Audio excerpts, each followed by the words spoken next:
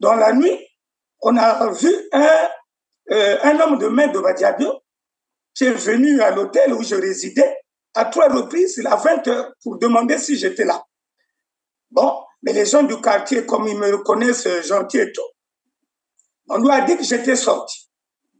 Et donc, c'est un homme de main, la même personne. C'est l'un des gardes-corps de Badiabio qui a même déjà cassé les phares et les vitres du véhicule de l'honorable Toumi, le cadeau au président Afekola. Donc, c'est le même monsieur qui est venu avec la police la nuit à 3h15. Il est revenu là et il a trompé que non, nous voulons voir M. Mokono parce qu'il me doit 10 000 francs. Moi, je ne le dois pas. Les gens ont dit, mais comment lui peut te devoir alors que c'est lui qui nous porte secours ici? Il peut devoir un monsieur comme toi. Nous ne croyons pas. Il dit, non, non, non, en tout cas, ça, il me doit. Avec des policiers, ils étaient dans la biche. Il y a 2 policiers qui étaient là. Le gardien leur a dit, ah non, moi, il n'est plus ici, je vous ai dit. Toi, tu étais ici, je t'avais dit qu'il ne vit plus ici. Pourquoi tu es venu avec la police encore ici? Et là, il est 3 heures et quelques, 4 mois. Pourquoi? Il y a 2 policiers qui étaient là qui ont dit, ah, tel que ça se passe, et le gardien leur a dit, moi, je peux ouvrir, mais vous irez vérifier, vous ne vous le trouvez pas sur place. Et que le patron soit au courant que moi, j'ai fait rentrer la police et on a fouillé l'hôtel, on a dérangé les crèmes de tout, moi, je serai renvoyé. Quelle est la garantie que vous me donnez? Moi, je vais ouvrir. Et quelle est la garantie? En ce moment-là, ils ont discuté longtemps. Il y a les 2 policiers qui ont dit, ah non, c'est toi qui as gaspillé l'affaire, on est obligé de repartir. Et donc, c'est comme ça que je n'ai pu être donc touché. Donc, ce monsieur s'appelle Brice, c'est un élément à Badiabio. Et comment une affaire de la police, si c'est vrai, c'est là où je dis que le ministre de l'Intérieur, c'est vrai, bon, on ne sait pas puisqu'ils n'avaient pas d'ordre de mission. Et si c'était le ministre de l'Intérieur, il y aurait quand même un ordre de mission qu'on devait leur donner. Mais, bon, donc si c'est une milice qu'il a utilisée, je ne sais pas. Mais c'est des policiers en BJ de la police, et avec les armes, et avec 2 policiers en civil. Et donc, c'est en Oui, mais ce évidemment, moment-là. pendant que vous le dites, non, c'est le cas de rappeler que le contexte d'abord, la sécurité à Brazzaville est connu de tout le monde. Aujourd'hui, on parle d'une insécurité généralisée par les bébés noirs et qu'on vienne chercher quelqu'un à ces heures-là sans une convocation préalable. C'est quand même bizarre dans un contexte comme celui-là, des policiers qui s'amènent sans ordre de mission, sans mandat. Est-ce qu'ils avaient un mandat d'amener ou de dépôt, comment on appelle ça, Non, non, non, non, non. mandat d'arrêt Non, non, ou non, d'amener, non? il n'avait rien, il n'avait rien. Il suffit qu'ils ont localisé que c'est ici où il vit, bon, et puis ils sont venus. Mais avant cela le dimanche, le, le dimanche, ils se sont retrouvés là-bas, à la résidence de Badiabio, où on a mandaté les membres du parti de Badiabio là, pour me fouiller dans tout Brazzaville. Vous avez dit, il a déposé un message, il y aura mort d'homme, c'est ça, menace de mort carrément, écrit le Oui, message. non, il était dans un bureau où il était en train de parler. Il dit, si le congrès là, le vrai congrès là se tient, il y aura mort d'homme. Il a dit dans un milieu officiel et les gens l'ont enregistré. Et on a publié cet enregistrement-là que nous avons mis à la disposition de la police là-bas. C'est toujours Badiabé lui-même qui parle.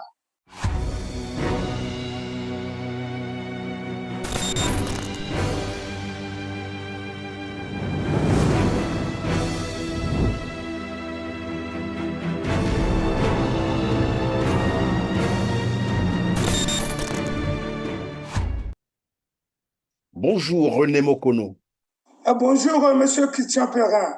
Merci d'accepter cette interview. Je rappelle que vous êtes membre du Conseil national de l'UDHU, qui de feu Guy Brice Parfait Kolela, président départemental de ce parti à Pointe-Noire. Vous êtes entré en clandestinité, votre sécurité est très menacée. Nous apprenions d'ailleurs par voie de communiqué de presse de l'Observatoire congolais des droits de l'homme, OCDH, que vous serez l'objet d'une campagne de persécution. De quoi s'agit-il concrètement? Vous savez, l'UDHU qui, depuis un certain moment, se bat pour la tenue de son congrès jusqu'à ce que nous avons pu obtenir une autorisation auprès de l'administration. C'est vrai que la loi n'exige pas une autorisation, mais dans le cas d'espèce, certainement que c'est la volonté de Dieu. La loi dit que la loi de 1960 sur les réunions publiques prévoit simplement que c'est la loi de 1960, bien sûr, exige simplement que pour une réunion publique, pour un parti connu, il lui suffit simplement d'informer l'administration de l'objet de la réunion, du lieu de l'activité, de son ordre du jour et de la date. Et au regard de cela, l'UDH qui a écrit en bonne et due forme auprès de l'administration, précisément au département à la préfecture de Brazzaville. À cette époque, le préfet était en voyage, c'est le secrétaire général qui assurait l'intérim. Et donc, nous avons écrit, et bon, au lieu d'une simple information, nous avons reçu une autorisation en bonne et due forme. Et donc, le congrès devait se tenir le 19 mars. Bon, compte tenu de la réalité des finances, nous avons pensé, parce qu'on n'a pas pu avoir la place au palais des congrès, c'était raison sur raison, nous avons choisi d'aller tenir notre congrès au CERAT pour le 19 et nous avons reçu cette autorisation. Compte tenu des difficultés financières que le parti connaît, parce que tous les fonds ont été détournés par l'ancien financier Badiabio, et donc nous avons pu cotiser le nécessaire. Et donc, nous ne pouvions plus tenir le congrès le 19, nous étions obligés de repousser au 17 avril. Oui. De reporter le congrès au 17 avril. Au même lieu des catholiques, de Sérat.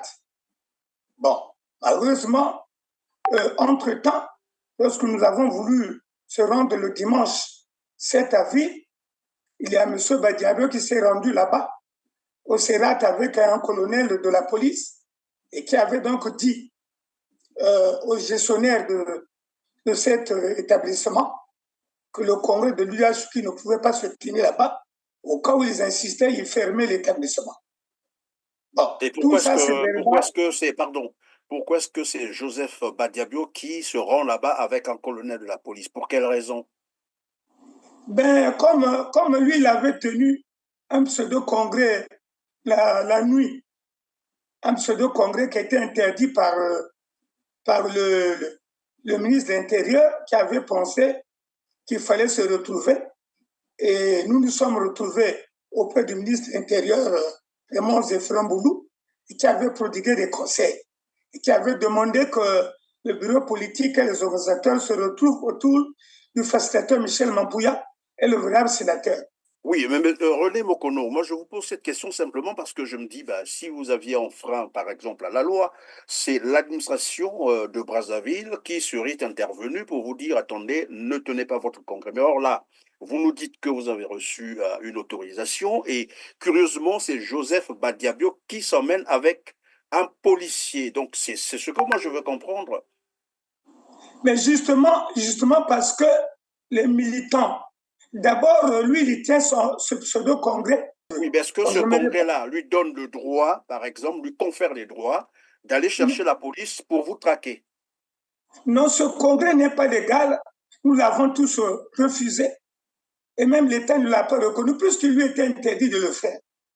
Vous savez, dans l'émission précédente, il y a eu l'intervention de certains ministres qui avaient obligé le palais de congrès, les gestionnaires du palais de congrès, pour qu'il tienne son congrès de nuit. C'est comme ça qu'il a tenu son congrès la nuit, de 19h à 4h du matin. Maintenant, comme nous ne reconnaissons pas ce congrès, étant entendu que le congrès s'était justement suspendu, il a regroupé quelques personnes, même ceux de la RDC et bien d'autres personnes. Donc le congrès n'était pas légal. Et nous avons boudé ce congrès, nous avons refusé ce congrès. Maintenant que nous nous sommes retrouvés, la preuve est qu'il n'y avait aucun élu, parce que les élus sont d'office membres de droit congressistes. Et donc, C'est un congrès illégal qui ne peut pas être accepté ni par le parti, ni par l'État. Maintenant, comme lui voulait faire un passage en force, si nous tenons ce congrès en bonne et due forme, puisque les militants savent que nous, lui n'aura plus la légitimité. C'est pourquoi il est en train d'utiliser ces relations pour que ces relations interviennent pour que le vrai congrès qui était suspendu, dont les travaux étaient suspendus, ne reprenne pas. Parce que si nous reprenons, tout le monde sera convaincu que voilà Yuki. Voilà le vrai Oui, village Yuki. Voilà. cet aspect, je comprends très bien cet aspect de choses. Nous avons vu l'évolution de cette situation. On s'est d'ailleurs rendu compte que sur 7 députés que compte l'UDH Yuki, il s'est retrouvé seul de son côté et les 6 autres sont avec vous.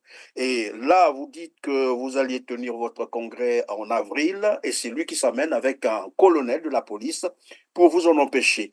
Et allons un peu droit au but, parce que le temps aussi compte en matière de télé. Maintenant, vous êtes en clandestinité, vous vivez en clandestinité maintenant. Que s'est-il passé concrètement pour que vous Bon, vous retrouviez comme dans cette au niveau, situation? Et ça commence quand comme, déjà?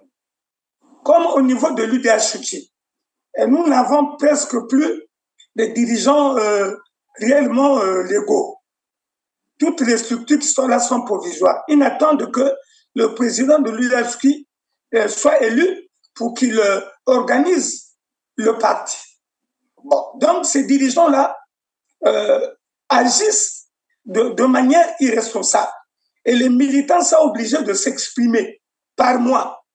Parce que je suis fréquemment avec eux. Ils demandent, mais nos dirigeants-là, mais qu'est-ce qu'ils font? Ce bureau politique-là font quoi? Donc, ils mettent la pression.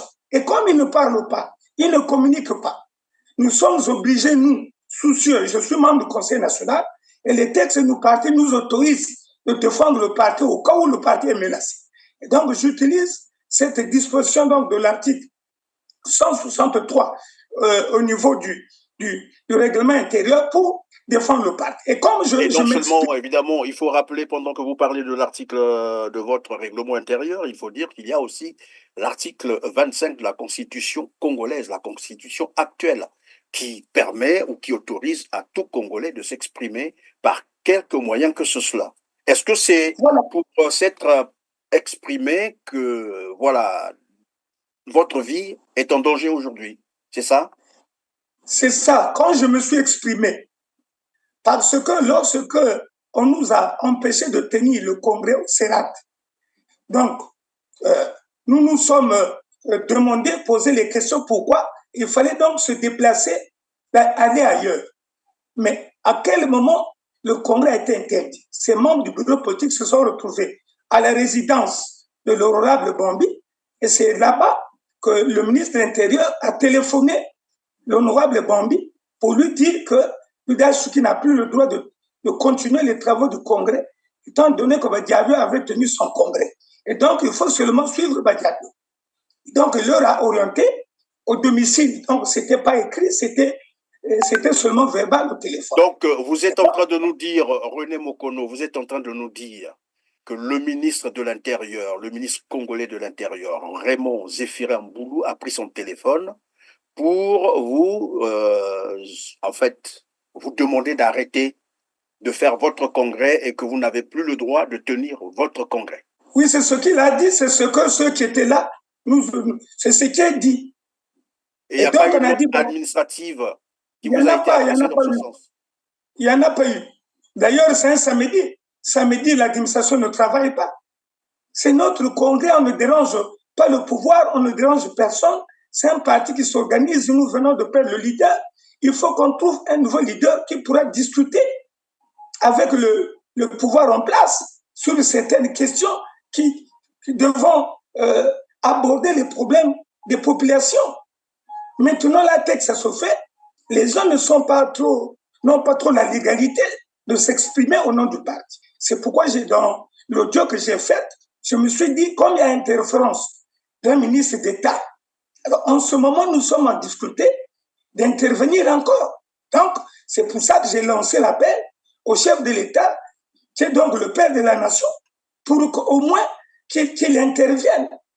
Bon, il nous a été reproché que non, il ne fallait pas le faire bien après, bien sûr. par les personnes de bonne volonté qu'il ne fallait pas le faire par réseaux Oui, sociaux. mais il fallait pas le faire. Par quelle voie allez-vous le faire? Parce que finalement, on comprend bien que tout à l'heure, vous avez dit, et je vais récapituler, Joseph Badiabio a tenu un congrès controversé, c'est-à-dire nuitamment, il est allé organiser un congrès qui, en fait, euh, qui a été contesté par tout le monde. Il s'est emparé de la présidence de l'UDHU, ce que les autres n'ont pas accepté. Et en attendant, tenir un vrai congrès unitaire de Voilà. l'UDHU, qui, bien entendu, vous avez obtenu l'autorisation de tenir votre congrès. C'est ce que j'ai cru comprendre tout à l'heure. Et Tout donc, à cela, fait, je l'ai même avec moi, oui. oui, ça veut dire que le ministre de l'Intérieur, Raymond Zéphirine-Boulou, était au courant que vous aviez l'autorisation de tenir votre congrès. Il arrive finalement qu'un jour, un matin, un samedi, vous l'avez dit, voilà, le monsieur prend son téléphone, Raymond Zéphirine-Boulou, et vous demande d'arrêter parce que pense-t-il que vous ne pouvez plus tenir un congrès de... Déjà, je ne sais pas si la Constitution le permet à un ministre de l'Intérieur d'interférer dans les affaires d'un parti. Et là, on comprend très bien que finalement, Joseph Badiabio est quelque part instrumentalisé, si ce n'est pas lui qui instrumentalise les institutions de l'État pour continuer évidemment à diriger le parti de la manière la plus, j'allais dire, Mais, illégale. Et lorsque le ministre vous a passé ce coup de fil, après, a-t-il envoyé une note écrite ou bien ça s'est arrêté juste à ce niveau? non, non, non. Non, non, non, on nous a informé, donc l'honorable Bambi et tous ceux qui étaient là nous ont informé que non, non, non, le congrès ne peut plus se tenir parce que le ministre de l'Intérieur a donné des instructions fermes au téléphone. Mais là, les délégations sont arrivées. Les délégations qui sont parties de partout, les congressistes sont déjà là. Comment on va faire? Et les militants se sont inquiétés, la base s'est inquiétée, il fallait s'adresser à eux. Il fallait s'adresser à eux. Et Alors, ça donc, c'est pour... s'apparente donc, voilà, René Mokono, ça s'apparente à un boycott, c'est le cas de le dire. Le ministre de l'Intérieur, Raymond Zéphirine Boulou, a pris parti finalement pour boycotter votre congrès. Mais venons donc, on reviendra bien sûr sur cet aspect de choses, mais parlons d'abord de votre cas, vous, votre situation sécuritaire actuellement. Je disais que vous êtes en clandestinité maintenant. Comment ça s'est passé? Pourquoi vous êtes allé en clandestinité et depuis quand? Bon, donc quand je suis intervenu en faisant ce message, un ministre d'État s'interfère dans une affaire de parti, c'est pas le moindre. C'est lui qui gère les partis politiques. Et moi, personnellement, j'avais sollicité une rencontre au cabinet du ministre Gilles Mundele pour qu'il nous crée des ouvertures afin que nous saisissions le président de la République pour qu'on nous en parle de la situation que connaît l'UDHUT. Et vraiment, ça nécessitait son intervention. Malheureusement, depuis 2 mois, jusqu'à aujourd'hui, on n'a pas encore le retour. Donc, bref, on n'avait pas le moyen de rencontrer le président de la République et lui dire. Et donc, j'ai fait cet audio pour qu'au moins, comme c'est un pouvoir quand même qui est très informé, et je suis sûr que le président de la République sera au courant. Maintenant, il a été au courant, le gouvernement a été au courant. C'est en ce moment-là qu'il y a eu justement dans l'expression. Donc j'étais obligé d'expliquer ce qui se passait. J'ai trouvé que les membres du bureau politique n'étaient pas responsables. Et donc par rapport à ça, j'ai fait cette déclaration où j'ai dit que ce n'est pas bien que le gouvernement, les ministres du gouvernement interfèrent dans cette affaire parce que les militants sont fatigués de cette interférence et qu'il y a un bouillonnement. Je suis avec eux. Donc, je me suis dit, c'est comme ça que commencent les révoltes. Il faut sensibiliser le gouvernement de la République pour qu'ils évitent d'interférer dans cette affaire. Et donc, c'est comme ça qu'il y a des révoltes. Et donc, j'ai pris l'exemple du Sénégal. Le parti de l'opposant, Sonko a été en fait dissous. Mais cela n'a pas empêché qu'aujourd'hui, que les Sonko commandent le Sénégal. Et donc, il y a des tensions au sein de l'UDHUT parce qu'ils tiennent au Congrès. Selon le retour que j'ai, on a semblé penser que parce qu'il y a eu des policiers qui sont allés retirer de l'argent, ils avaient un chèque, qui sont allés retirer. Bon, certainement qui provenaient, je ne sais pas de qui, mais les collègues leur ont posé la question, mais vous êtes chaud là, il y a quoi? Il dit, ah, il y a un monsieur là, on est venu toucher un chèque, nous allons être en mouvement, il y a un monsieur qui a insulté le ministre de l'Intérieur. Et donc, ça m'est revenu. Et donc, en ce moment-là, dans la nuit, on a vu un homme de main de Badiabio qui est venu à l'hôtel où je résidais à 3 reprises, à 20 heures, pour demander si j'étais là. Bon, mais les gens du quartier, comme ils me reconnaissent gentil et tout, on lui a dit que j'étais sorti. Et donc, c'est un homme de main, la même personne. C'est l'un des gardes-corps de Badiabio qui a même déjà cassé les phares et les vitres du véhicule de l'honorable Toumi, le cadeau au président Afekola. Donc, c'est le même monsieur qui est venu avec la police la nuit à 3h15. Il est revenu là et il a trompé que non, nous voulons voir monsieur Mokono parce qu'il me doit 10 000 francs. Moi, je ne le dois pas. Les gens ont dit, mais comment lui peut te devoir alors que c'est lui qui nous porte secours ici? Il peut devoir un monsieur comme toi. Nous ne croyons pas. Il dit, non, non, non, en tout cas, ça, il me doit. Avec des policiers, ils étaient dans la biche. Il y a 2 policiers qui étaient là. Le gardien leur a dit, ah non, moi, il n'est plus ici, je vous ai dit. Toi, tu étais ici, je t'avais dit qu'il ne vit plus ici. Pourquoi tu es venu avec la police encore ici? Et là, il est 3 heures et quelques, 4 mois. Pourquoi? Il y a 2 policiers qui étaient là qui ont dit, ah, tel que ça se passe, et le gardien leur a dit, moi, je peux ouvrir, mais vous irez vérifier, vous ne vous le trouvez pas sur place. Et que le patron soit au courant que moi, j'ai fait rentrer la police et on a fouillé l'hôtel, on a dérangé les crèmes de tout, moi, je serai renvoyé. Quelle est la garantie que vous me donnez? Moi, je vais ouvrir. Et quelle est la garantie? En ce moment-là, ils ont discuté longtemps. Il y a les 2 policiers qui ont dit, ah non, c'est toi qui as gaspillé l'affaire, on est obligé de repartir.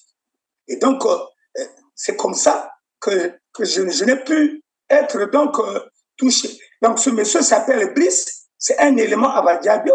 Et comment une affaire de la police, si c'est vrai, c'est là où je dis que le ministre de l'Intérieur, c'est vrai, bon, on ne sait pas puisqu'ils n'avaient pas d'ordre de mission. Et si c'était le ministre de l'Intérieur, il y aurait quand même un ordre de mission qu'on devait leur donner.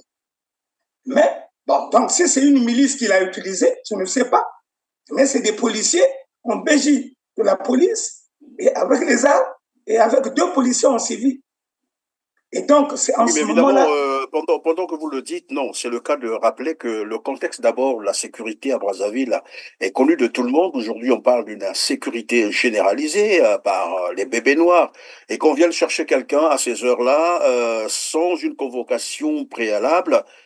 C'est quand même bizarre dans un contexte comme celui-là, des policiers qui s'amènent sans ordre de mission, sans mandat. Est-ce qu'ils avaient un mandat d'amener ou de dépôt, comment on appelle ça, Non, non, non, non, non. mandat d'arrêt Non, non, ou non, d'amener, non? il n'avait rien, il n'avait rien. Il suffit qu'ils ont localisé que c'est ici où il vit, bon, et puis ils sont venus. Mais avant cela, le dimanche, le dimanche, ils se sont retrouvés là-bas, à la résidence de Badiabio, où on a mandaté les membres du parti de Badiabio là, pour me fouiller dans tout Brazzaville. Ils ont donné mandat de m'attraper. Le Moi, je dimanche n'ai pas dernier, peur. là? Oui, le même dimanche qu'on a empêché la tenue du congrès. Parce que les militants étaient aussi fâchés puisqu'ils tenaient à ce que le congrès se tienne. Et donc, le même dimanche-là, ils savaient que nous avons tenu le congrès. Le même dimanche, ils se sont retrouvés chez Badiabio pour donner mandat aux militants de me fouiller. Donc, toutes les ruelles qui sortent de l'hôtel, on a mis des gens qui boivent au coin. Et donc, moi, je n'ai pas peur. Le seul problème, c'est que lorsqu'on va se défendre, et comme il y a la complicité dedans, on va assimiler. Et là, les militants sont montés. Maintenant, ce que je crains, moi, qu'il y ait des réactions. Après, on va dire non, voilà, ça a été préparé. On a voulu faire un coup d'État. On a voulu, comme ici, on aime assimiler les choses. Ils oublient que c'est des militants qui protègent un membre influent sur lequel, quand même, eux, ils portent. Et donc, dans le quartier, là, il y a des groupes qui sont en train de boire. C'est les gens de Badiadio. Ils sont bien connus. Cette fois-ci, je crois qu'on Donc, sera obligé de prendre les si j'ai bien compris, vous avez l'impression que votre, j'allais dire, la situation que vous vivez aujourd'hui, c'est Joseph Badiabio qui est en train d'instrumentaliser la police, c'est ça? C'est exactement cela. C'est exactement cela. Parce que là, même quand ils sont allés le dimanche contre le congrès qui devait se tenir au Sénat, on a déporté le congrès à la résistance au cabinet de l'honorable Bombi. Badiabé est allé là-bas. Il y avait les anciens, il y avait la police. Il s'est même battu avec un militant qu'il a qualifié de fou pour lui avoir demandé qu'est-ce que vous êtes venu faire ici. Il a dit que mais il y avait le congrès qui devait se tenir ici et tout ça. Ils se sont tenus au collet comme ça. Ce fameux président que les amis font confiance. Ils se sont battus avec un militant comme ça, qu'il a traité de fou. Moi, je suis fou. En quoi je suis fou? Moi, je suis venu au congrès du parti. Toi, tu me traites de fou et tout ça. Et donc, pour eux, c'est moi qui explique la situation aux militants. Et les militants, aujourd'hui, sont édifiés. Et donc, il faut que moi, je disparaisse. Et pour ça, il prend l'aide de la police pour faire ce qu'il fait. C'est vrai que, bon, il y a des policiers sérieux. Il y a des policiers sérieux, mais ce qui est bizarre, c'est que lorsqu'ils sont allés au Sérat là-bas, le gestionnaire de Sérat a demandé qu'il y a un officier qui est venu ici pour nous demander de ne pas laisser tenir l'activité ici. Il a posé la question là-bas, mais l'autorité, un collaborateur du ministre, a dit que faites ce que l'officier là vous a dit. Mais il est venu, il n'a pas un ordre de mission, il n'y a rien. Cette autorité du ministère de l'Intérieur leur a dit exécutez ce qu'il a dit. Donc nous avons compris que le mal est profond. Alors, vous avez dit le mal est profond, évidemment, c'est ce que, enfin, je semble comprendre moi également. Donc, on vous a donné l'autorisation de tenir votre congrès en bonne et due forme en plus. Et le jour où vous alliez tenir votre congrès, c'est le même jour que le ministre de l'Intérieur, Raymond Zéphirin Boulou, prend son téléphone pour vous dire arrêtez, pas question, il n'est plus question de tenir un congrès de l'UDH Yuki. Donc, si j'ai bien compris, en fait, ils C'est ont un jour redouté la avant. réussite. Pardon? C'est un jour avant. C'est le Un samedi. jour Et le avant. congrès devait se tenir le dimanche. Voilà. Alors, donc, en fait, ils ont redouté la réussite de ce congrès et ce faisant, Joseph Badiabio, probablement, vite appelé pour dire, mais écoutez, si vous n'arrêtez pas ça, voilà, si le congrès se tenait, ben voilà, on va échouer à notre plan, c'est ce que j'ai semblé comprendre. Alors, mais maintenant que vous êtes en clandestinité, j'allais vous poser la question de savoir si les éléments de votre parti ou les membres de votre famille se sont rapprochés tout de même de la police pour chercher à comprendre ce qui se passe concrètement, parce qu'apparemment, vous nous avez dit que vous n'avez pas reçu une convocation de la police au préalable. Bon, ce qui est vrai, c'est qu'il y a une partie, justement, de nos dirigeants du parti sont d'accord que moi je sois tué. Puisque pour eux, ils sont pour que Yuki disparaisse. Ils font semblant de faire fonctionner le parti. Non, moi je vous ai posé une question précise, Mokono. Quelqu'un est allé vers la police pour comprendre ce qui se passe, si réellement c'est la police qui vous veut ou bien, voilà. Je Est-ce ne qu'il peut y sais pas. avoir aussi des polices privées à côté? On ne sait jamais. Instrumentalisation d'un policier, comme on sait le faire au Congo-Brazzaville. Il y a des demoiselles qui prennent des policiers dans la rue pour aller régler des comptes à d'autres personnes. Ça, on sait. Est-ce que réellement c'est la police qui vous recherche ou bien c'est une instrumentalisation quelque part, bien qu'on cite ici le nom Moi, je pense que, le ministre de l'Intérieur appelle pour vous dire de ne pas tenir votre congrès et vous avez dit qu'il y a des policiers qui étaient en route pour venir vous chercher. Bon, on veut comprendre qu'est-ce qui se passe concrètement. bon, moi, je pense que c'est une instrumentalisation. Moi, je pense. C'est vrai que, bon, le ministre de l'Intérieur, c'est vrai qu'il a intimé l'ordre pour qu'on soutienne Badiabio. C'est vrai. Bon, il est là au ministère de l'Intérieur depuis longtemps, il connaît la ville. Il connaît la ville. S'il voulait bien, peut-être que bon. Et puis il a toutes les forces, tous les moyens pour me retrouver. Donc moi, ce qui est sûr, c'est que c'est une instrumentalisation. C'est vrai que le parfait n'est pas de ce monde, oui. Le ministre peut empêcher la tenue de ce congrès, oui.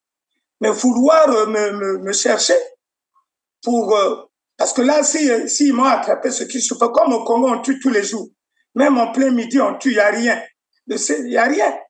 Voilà pourquoi je rappelais tout à l'heure le contexte d'abord actuel là, de la sécurité, bien sûr, au Congo-Brazzaville, où on parle de plus en plus des bébés noirs. Les gens peuvent utiliser évidemment des méthodes détournées pour vous faire mal. Alors, ben, maintenant, qu'est-ce qui va devoir se passer concrètement? Bon, moi, ce qui est vrai, c'est que le parti a décidé de se rapprocher de la facilitation, parce que dans ce conflit que nous avons, il y a un facilitateur que les militants reconnaissent, que l'État reconnaît. Ils sont deux. Le ministre Michel Mapouya et l'honorable et le vénérable Miyouna. Ils se sont rapprochés d'eux pour que justement ils se rapprochent du ministre de l'Intérieur pour qu'on regarde exactement qu'est-ce qu'il faut faire. Parce que quand on vient aux menaces de vie des gens comme ça devient sérieux parce que moi je serai obligé de me préparer, de préparer ma défense. Et en ce moment-là, et les militants qui sont montés, quoi qu'il m'arrive, les militants ils vont pas laisser faire comme le président parfait mort. Hein. Et donc, ça risque de créer une tension terrible. C'est ce que personnellement, je ne veux pas. Et c'est parce qu'il n'y a que moi qui parle pour eux pour l'instant. Et que je deviens la cible comme ça. Et donc, ils se sont dit non, ils se sont rapprochés du facilitateur. Et qui, certainement, ils vont se rapprocher du ministre de l'Intérieur. Moi aussi, j'ai envie de discuter avec le président de la République. Parce qu'il y a des choses qu'eux, ils ne disent pas. Moi, que je tiens à dire. Mais tel que je suis, bon, je suis là. Je n'ai pas peur, c'est vrai. La vie, j'ai 62 ans. Bon, mais on a le droit aussi de préserver. C'est pour ça que je suis en retraite. Mais je vais continuer le combat. Donc, le parti est dans les démarches, certainement pour trouver un compromis, pour être en harmonie avec l'administration et arrêter ça, pour que M. Badiabio, parce que la seule chose qui reste, le ministre de l'Intérieur doit obligatoirement interdire à M. Badiabio de continuer comme ça.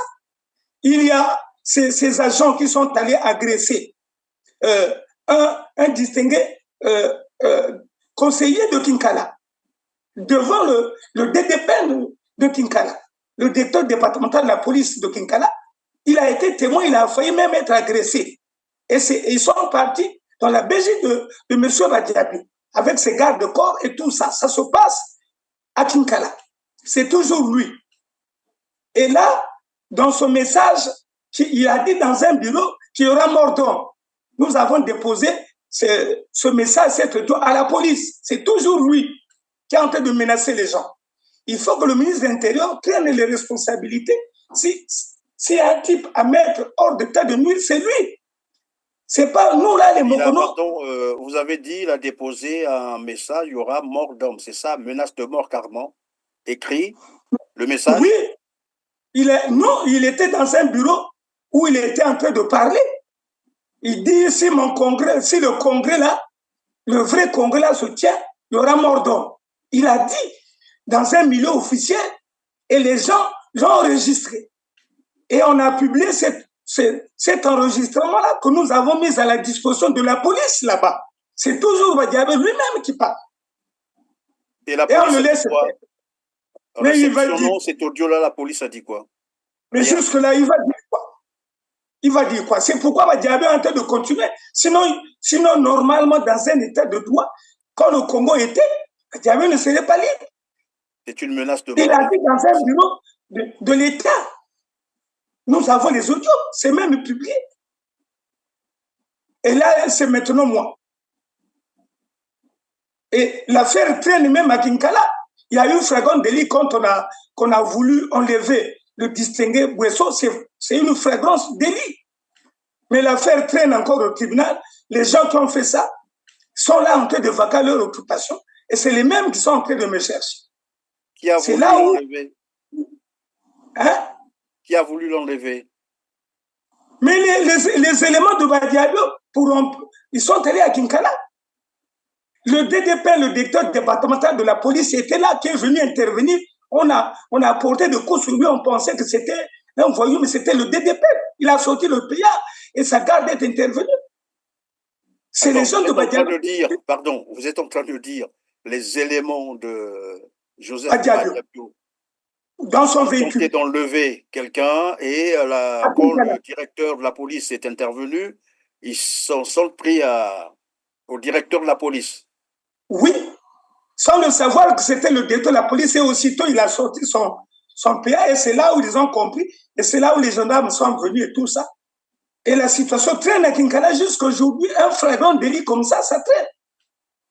Ils sont en train de vaquer. Est-ce que je suis en train de comprendre que finalement, Joseph Badiado a une milice privée, c'est ça? Alors, finalement. Ah, certainement. Mais certainement. Et ça passe inaperçu devant la police. Mais qu'est-ce que vous voulez? Ce que je vous dis là, vous pouvez interroger les autorités, même le préfet de Kinkala. Il nous a dit que cet acte ne restera pas impuni. Il nous a reçus, puisque là-bas aussi, on nous a empêché de tenir notre activité à Kinkala. On nous a empêché là-bas aussi. Mais le préfet nous a dit que cette action ne sera pas impunie. Mais un flagrant délit comme ça, au lieu de faire une citation directe, bon, on est là, on est en train de l'ambiner. Donc, c'est le roi du Congo. Il peut enlever comme il veut. Bon, c'est à ce moment-là. On est en train de vouloir l'utiliser pour, je ne sais pas, créer des troubles ou. Mais voilà, donc nous allons nous arrêter à ce niveau. Malheureusement, le temps qui nous a été imparti est à fin. Mais probablement que vous avez une préoccupation, donc je n'ai pas posé la question. Je vous laisse quelques secondes pour cela et puis ce sera la fin. Bon, en tout cas, je lance un appel aux militants et sympathisants de l'Udachuki que je suis encore vivant. Je suis encore vivant et je ne me reproche rien. Je défends une cause que la démocratie, que la Constitution permet. Je n'ai pas à insulter les autorités de la République, ça ne me ressemble pas. J'ai été quand même assistant parlementaire au Sénat à la commission affaires juridiques et administratives. Donc je suis encore vivant.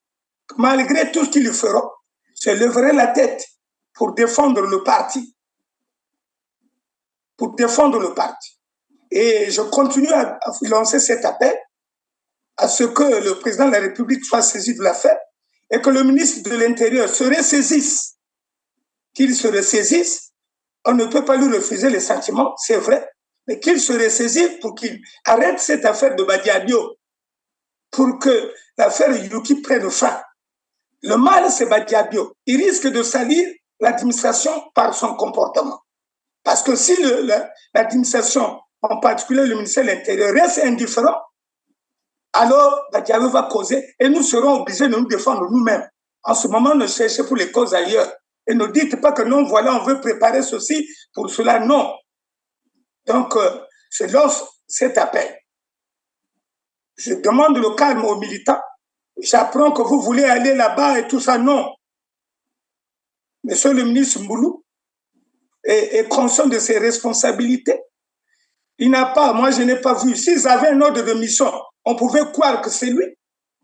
Ce que je connais, c'est lui qui avait interdit la réunion. Mais ceux qui sont venus chez moi n'ont pas eu un ordre de mission du ministre. Ce que je connais, c'est Badiado. Et celui qui était là s'appelle Brice, qui avait amené les policiers. C'est lui. Voilà. Donc, nous devons continuer le combat. Nous devons lutter pour la survie du parti et le Congrès doit se tenir.